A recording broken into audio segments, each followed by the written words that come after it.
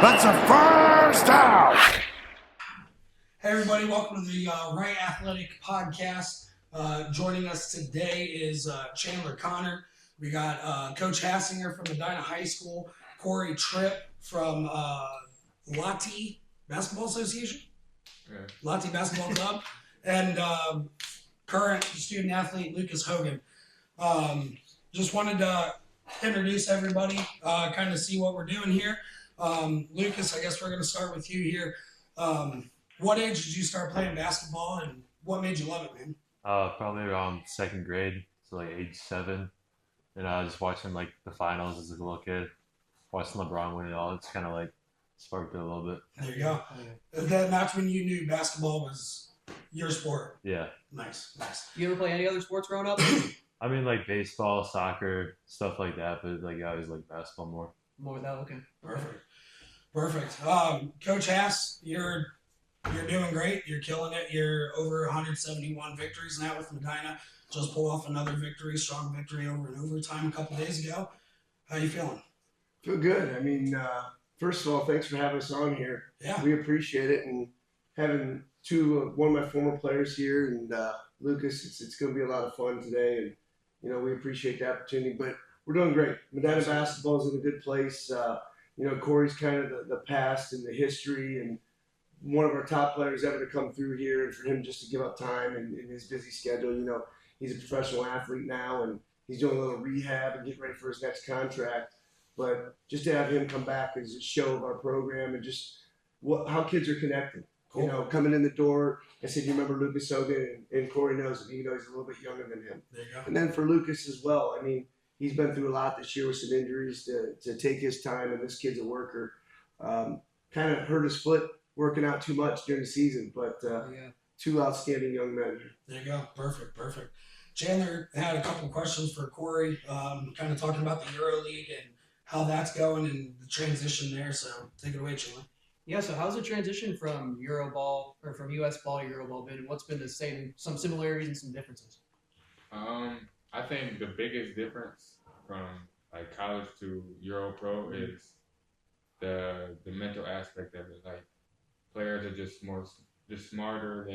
They understand the game more. A lot of guys I'm going up against are 28 to 30 years old, veteran point guards. Like they know time and score. Like they just been through every situation.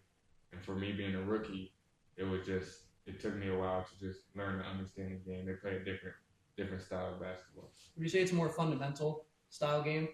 Yeah, but it has I feel like the imports, what they call them, like me, we kind of bring in that style and swag, but they have their own. Like I wouldn't call it fundamental.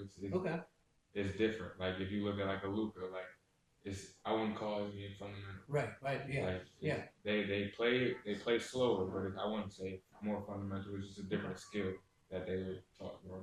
Okay. Well, and the thing about Corey too, not to interject too much here, but he's a very cerebral kid. Like his game was very smart. His basketball IQ was really high in high school and in college. He got stuck in the whole COVID thing where people weren't recruiting him. He probably was a high major kid, but fell down to the Wofford level, which is great basketball, made the NCAA tournament. Right. A lot because of what Corey did. Oh, yeah. But his transformation to the Euro League probably was a lot easier than most kids just because of his basketball IQ and even the style we played in high school and the style they played at Wofford, because they ran a lot of good actions offensively. It was actually a little bit more like the pro set, I think. Besides they didn't use a lot of ball screens at Wofford, but you guys use a lot of actions for different screening angles, which I'm sure they use in the Euro League. Yeah, they definitely get that advantage. From me being from Wofford, picking up, we would have 30 to 40 sets we were running in the game. Yeah. Like, there's a lot of teams who are not doing that. They got their ball screen motion, and they got a few plays to get shooters open. But ours are so structured, and the way Wofford played is so structured. It helped me for that, but I mean, I had to also get back used to creating all ball screens and things like that we don't do as much at Wofford. But like Hack said, that's what I like to do. So it wasn't too hard of a transition. Well, I mean, the proof's in the pudding too. I mean, Corey, you were 13-25 career points here in Medina, 13-14 career points at Wofford. You're definitely putting in the work. Yeah. So to watch that, transform over into Euro League, watching some of those highlights, it is crazy to me watching you come from here over there, and some of these guys are like, I can't keep up. So you're still putting in the work, man, which I love to see. Coming from a local school and then working your way up, it's awesome. Well, he's also a really coachable kid too. I mean, if anybody knows anything about my point guards at Medina, it's brutal. It's very difficult. And once I knew that he wanted to play college basketball, we put him through it. I mean, did you play a little bit as a freshman or sophomore? I probably could have had way more than 1,300 if he would have.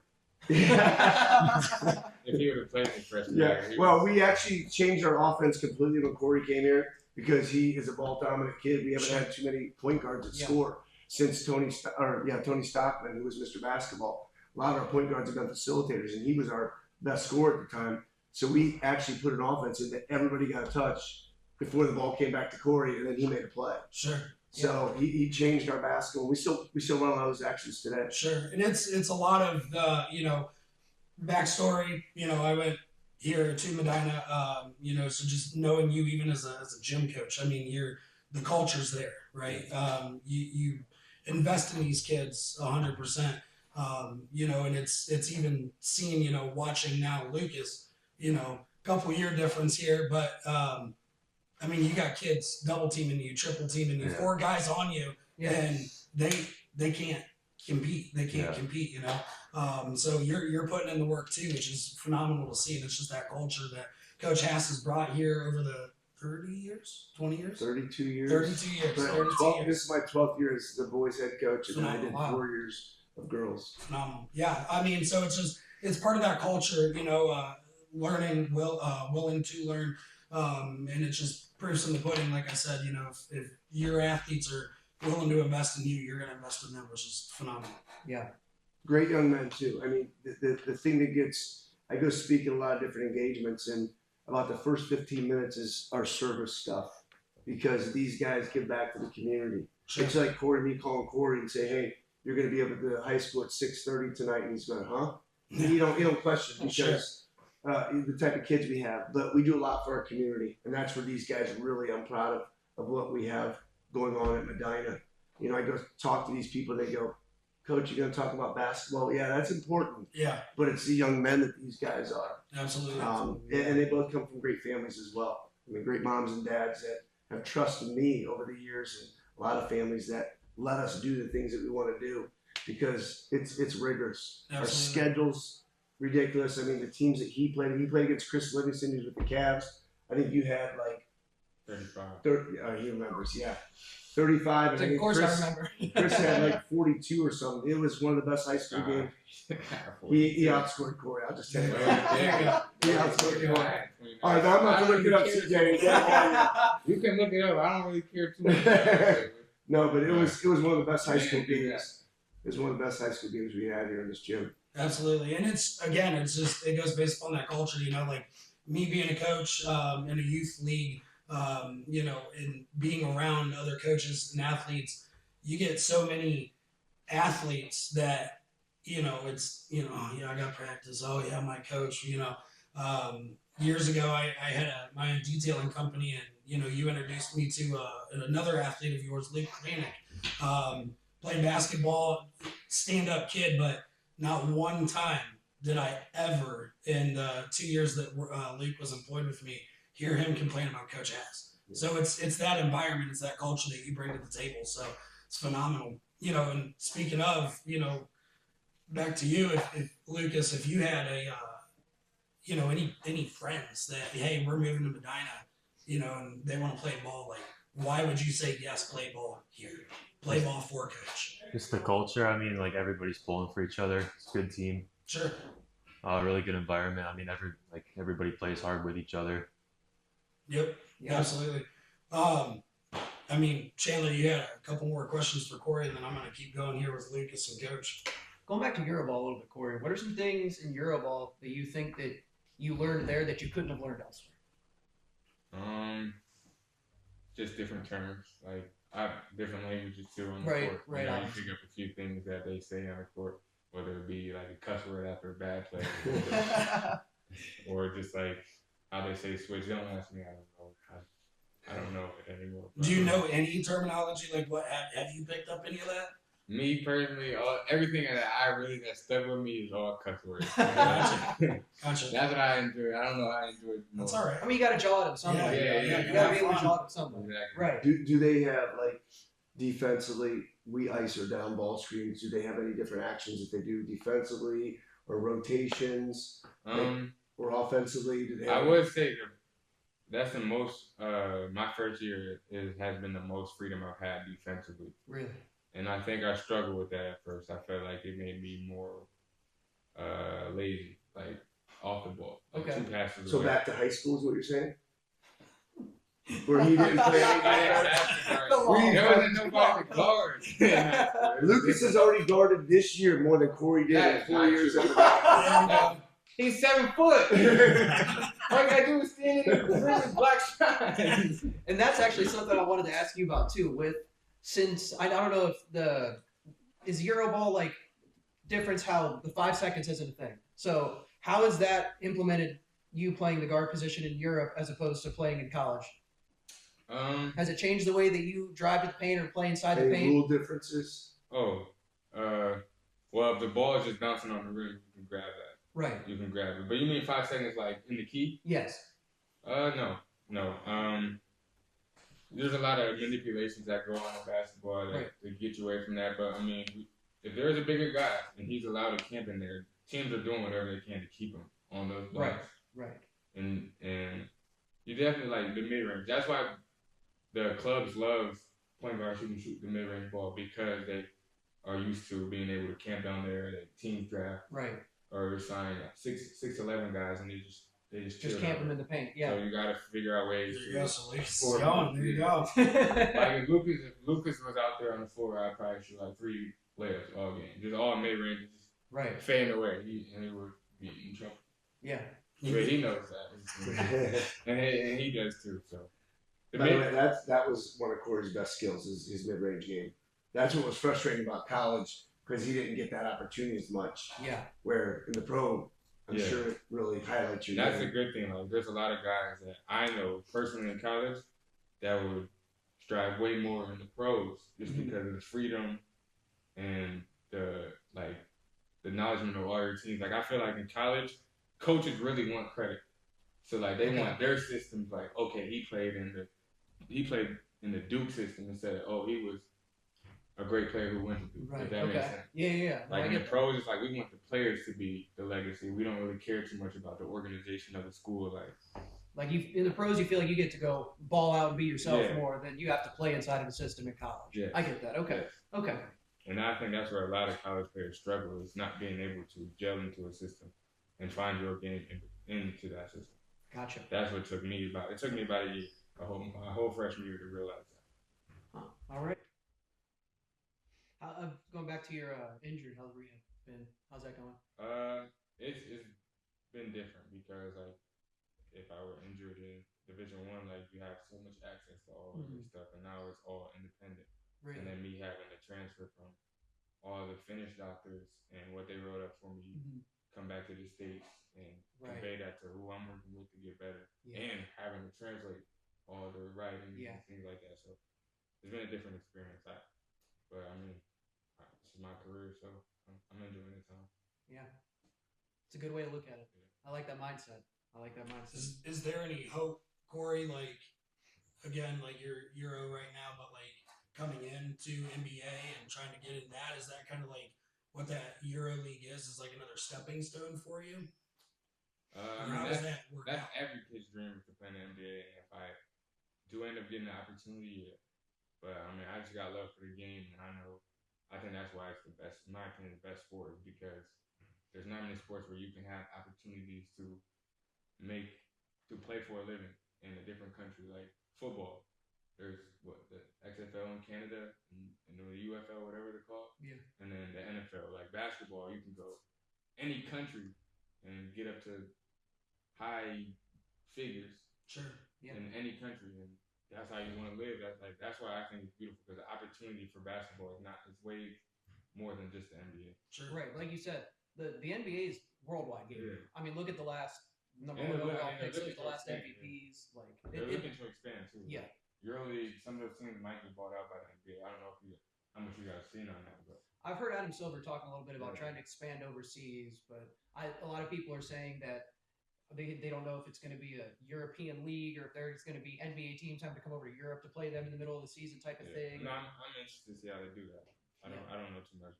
Okay. The other thing too is like for a low level player in the NBA, you can go make millions overseas. Sure. Right. And Right. there's just so much money over there, Sure. depending on what league, who your agent is. It's a different game.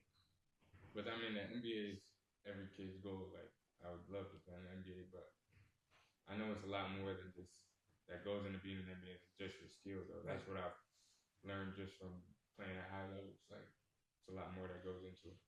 There's something that you could say to an NBA scout and that you would want an NBA scout to understand that they don't understand now. What would that be? That's kind of what I just said, like the political side of the NBA.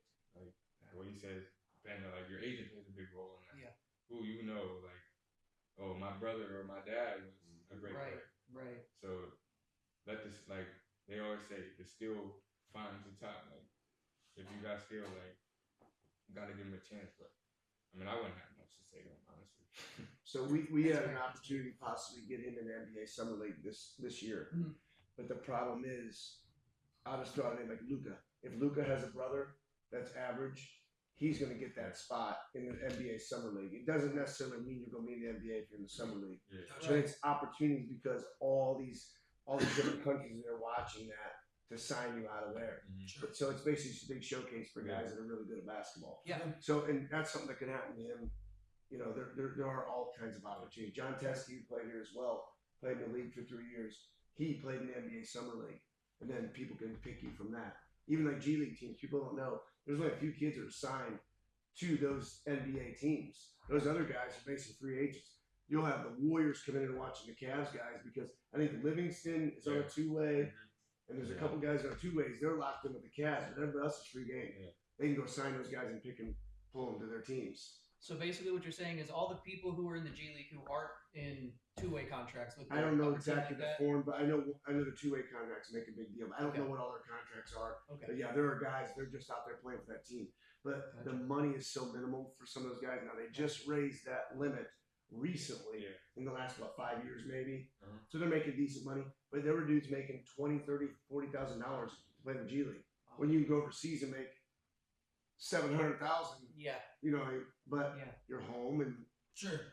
so. Yeah, I mean, Convenience factor. there's no, like, we're not throwing dirt on the G League or nothing. Absolutely. No, Ab- there's yeah, some people absolutely opportunity. not. Nothing like that. Yeah. Like, the opportunity outweighs, like, the risk to being in the G League outweighs, like, obviously you can get to the NBA easier. I believe, unless you're playing top Euro League, Champions League, like, you can get to the NBA from the G League. Mhm.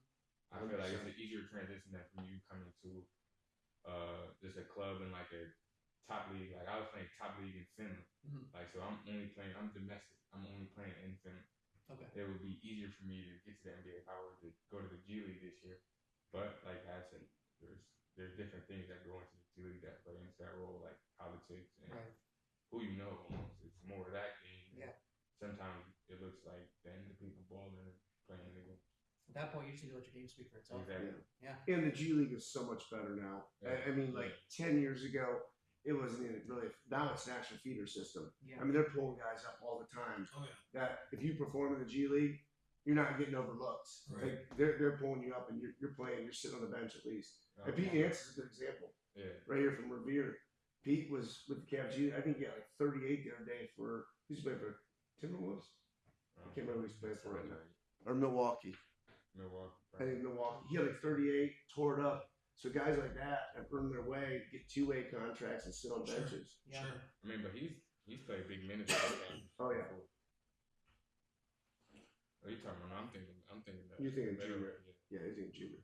Petey's now playing too. Okay, yeah. Hey, let before we move on too much, let's talk about like Corey is not the best athlete in his relationship. Should we talk about that?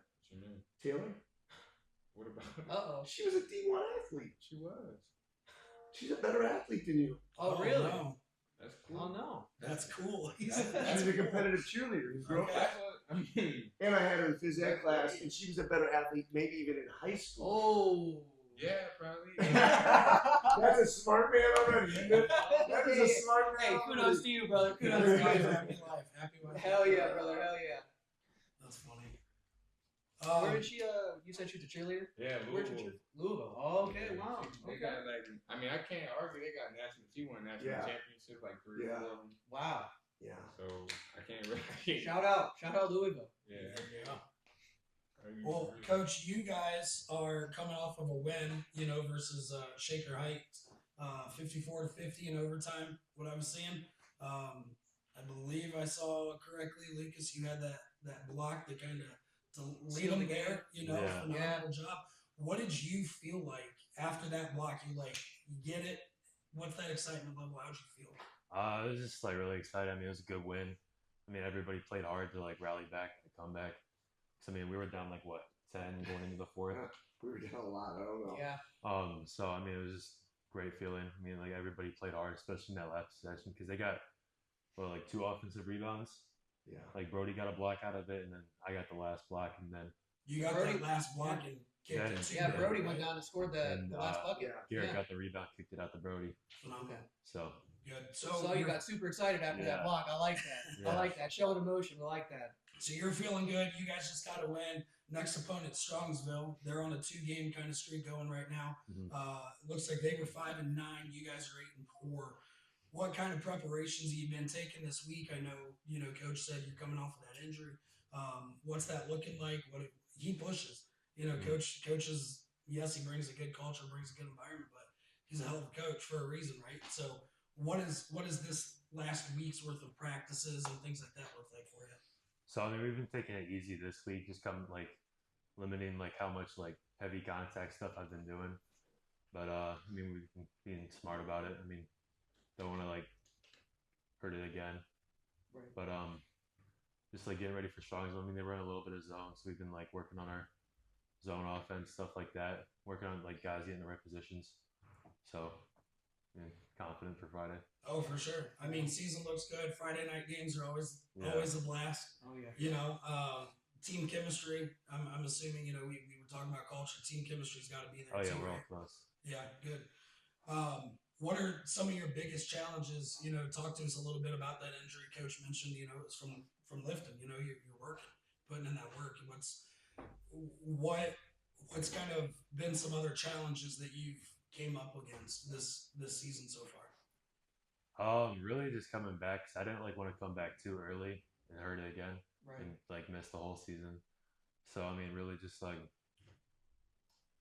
How's the mental part? Talk about Yeah. what you might have lost. What we got? 6 weeks. yeah, about About 6 weeks.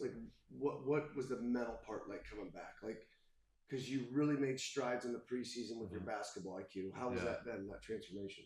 I mean, at first I felt down, but as I started to come back, get back in shape, I really just elevated myself. Just because I mean, I feel I lost part of myself when I got hurt, but now starting to get back into it, and I'm feeling better than I was before. Oh, for sure. For How about the conditioning part? And you put on a little weight too, didn't you? Not a little bit, but not a little bit for Chicago trip. But A deep dish. We had ice Yeah. cream and pizza the whole time, didn't we? yeah, Heck yeah. that didn't help. But Pretty nice memories. Yeah. Man. I love Chicago. Though. I went on a Chicago trip this summer too. I was in Chicago this summer too. I can't lie either. Where did we go with you guys? We went to Orlando. We went to Florida. Oh Yeah, wow. that was Okay. true. Wow. That's Yeah. what I remembers. Yeah, I never forget those. Oh, okay. Sorry, Lucas. We interrupted. We got talking about fun again. But just coming back and playing with my team feels nice. Hell Good. yeah. Good. Future goals for you. I mean, you looking to, kind of following Corey's footsteps. I know you're obviously 2 different positions, but you looking into colleges already? And Yeah. talk to me about that. So I What's mean, going I'm on? just coming off of injury, just trying to get film out, stay healthy. Sure. I've so far on our Facebook, I've posted a couple different things from you. Coach has sent me some stuff. I mean, what I see is insane. You know, I talked about it earlier. You got guys double team, triple team, 4 guys on. You're still catching balls. And yeah, it's nuts. So, you know, I'll keep spreading the love for you for sure throughout the Thank season. you. Absolutely. Well, what's special about Lucas is he really never played varsity basketball till this year. Oh wow, really? Yeah, he was a late bloomer, a late grower, and just didn't have the coordination, the physicality. He put a lot of time in the weight room. Kids that don't feel like strength's important. This kid like changed his body, and part of it is we have a phys ed class now that Toby Stepsis, who's a strength guy, really transformed his body in the mornings. And he'd come in at 6 a.m. and shoot. He'd work out after school. He would work out again in the evenings with Christian Howard, who played with Corey in high school and played in college. And he was a workaholic. That's what changed it. And so we're really proud of him because he's got every Division III after him. He's their top priority, as it should be. The D2 level is not really calling yet, but I think they're going to be. They will. And then he's got some peripheral D1s that are starting to watch him a little bit. So That's awesome. his ceiling is just so high. Where Oh, for sure. Corey was already there, you know, and Lucas just got so much room to grow.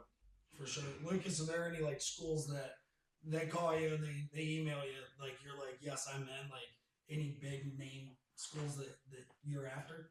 I like Bowling Green a lot. I mean, so Coach G, our assistant coach, has a strong connection with their assistants, Coach Stacy, and I got to connect with them. Cool. They took Coach me on- Stace used to be the head coach here before. me. Okay. Yeah, Oh wow. and so OU is interested in me as well. Coach Barlow came and watched me work out, and then Mercyhurst is interested as well. Nice. Oh yeah, man. Nice. So, you got a couple on the hook. I mean, just kind of going into a little bit of like rapid fire and a little bit more fun. What's your pregame look like? What music you listen to? What do you Barry do to get Manilow, yourself- isn't it? Hell, Isn't it yeah. Barry Manilow?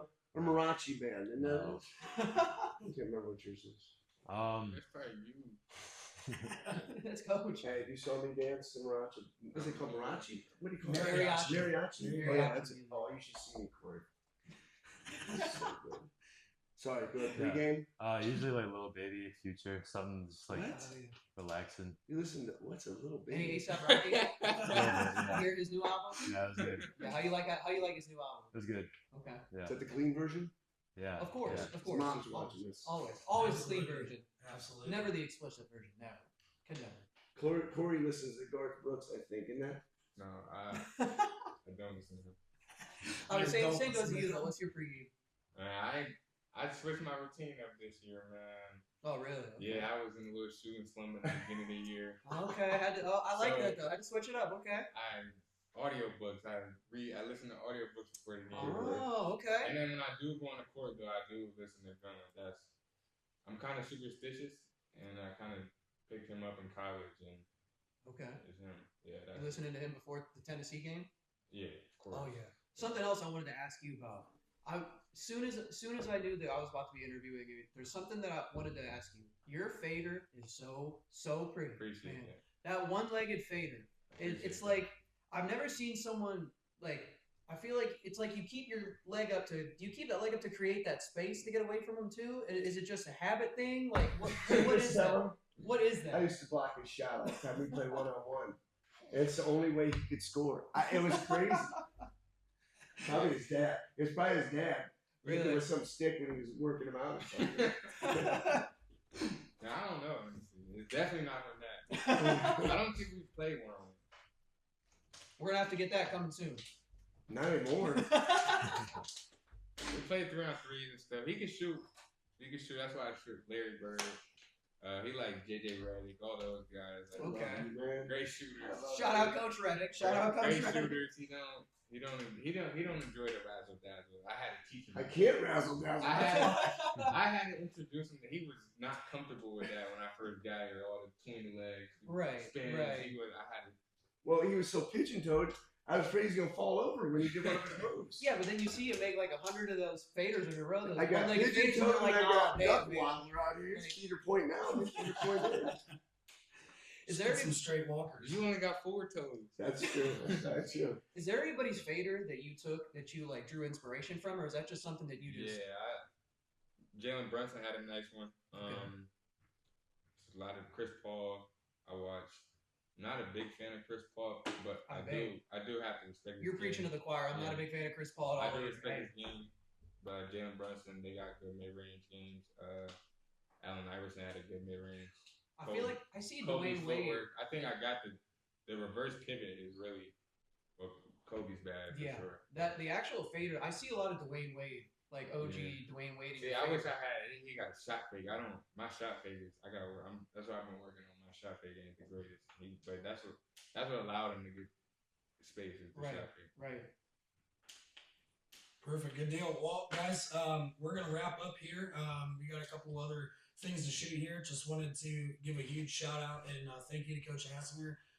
Huge shout out to Medina Basketball, Medina City Schools. Thank you, Lucas. Thank you, Corey, for joining us. And it's been a blast. So really appreciate it. Hopefully not bad for our first episode. And we'll see you guys later. See you guys.